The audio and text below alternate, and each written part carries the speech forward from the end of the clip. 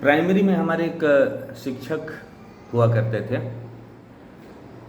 जिनको उन गांव के स्कूलों में जातीय नाम से या टाइटल से शिक्षकों को बच्चे बुलाया करते थे। चौबे पंडित जी, दुबे पंडित जी, कोयरिया पंडित जी। तो हमारे कोयरिया पंडित जी जो हमारे हिंदी के शिक्षक थे और जिन्होंने ही मुझे हिंदी का प्रेम मेरे भीतर जगाया, वो रोज़ एक बात दोहराते थे कि अगर तुम्हारी कंक्रीट की बिल्डिंग में एक ईंट झूठी है तो वह एक ईंट भी तुम्हारी पूरी बिल्डिंग को ज़मीन पर बिठा देगी।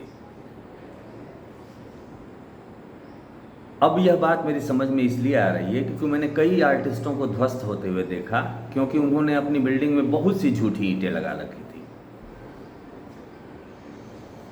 एक आर्टिस्ट कई साल तक मुझे बताते रहे कि वो बहुत महत्वपूर्ण संगीत संस्थानों से पढ़ाई किए हैं, बहुत बड़े बड़े गुरुओं से उन्हें शिक्षा पाई है, बड़े बड़े मंचों पर उन्होंने कार्यक्रम किया है। और एक दिन पता चला कि उन्होंने सब कुछ जो भी थोड़ा बहुत सीखा है वो यूट्यूब से सीखा है और किसी गुरु या किसी संस्थान में नहीं गए हैं। ऐसे ही एक आर्टिस्ट के बारे में अभी हाल में मुझे पता चला है कि वो जे स्कूल ऑफ आर्ट्स से पढ़े हैं और ऐसा उन्होंने पत्रकारों को बताया है, जबकि वे वहाँ से नहीं पढ़े हैं। ऐसे ही एक और आर्टिस्ट के बारे में पता चला कि उन्होंने लोगों को बता रखा है कि वो टाइम्स ऑफ इंडिया में काम कर चुके हैं, जबकि वो किसी लोकल अखबार में भी काम नहीं किए थे। और इन लोगों के साथ मैं 20-20 साल से हूँ। ऐसे में मुझे छात्रावास के दिनों की एक घटना याद आती है। छात्रावास में जब छुट्टियां हो जाती थी तब कम बच्चे रहते थे। बिरला छात्रावास जिसमें 500 से ज़्यादा कमरे हैं, लंबा चौड़ा 1 एकड़ में फैला हुआ छात्रावास। तो उन दिनों छात्रावास में चोरियां होती थी। बल्ब, ट्यूबलाइट, कुर्सियाँ, टेबल, चौकी, ये सब चोरी होते थे।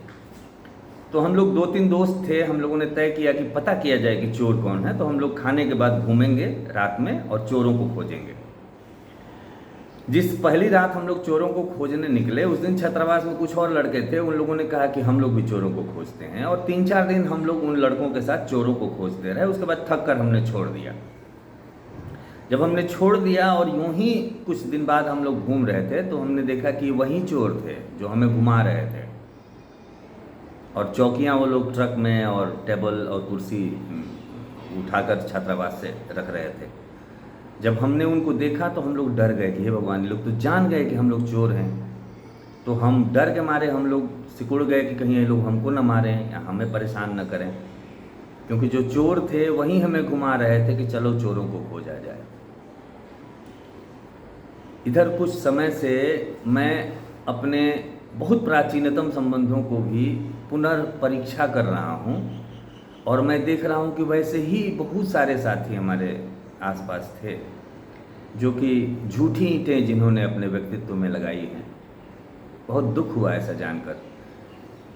कला के क्षेत्र में, साहित्य के क्षेत्र में आने वाले साथियों से मेरा निवेदन है कि वे झूठी ईंटें न लगाएं अपने व्यक्तित्व में। ज़रूरी नहीं है कि आप अपना सारा सत्य कहिए, लेकिन झूठ कहने की तो बिल्कुल ज़रूरत नहीं है।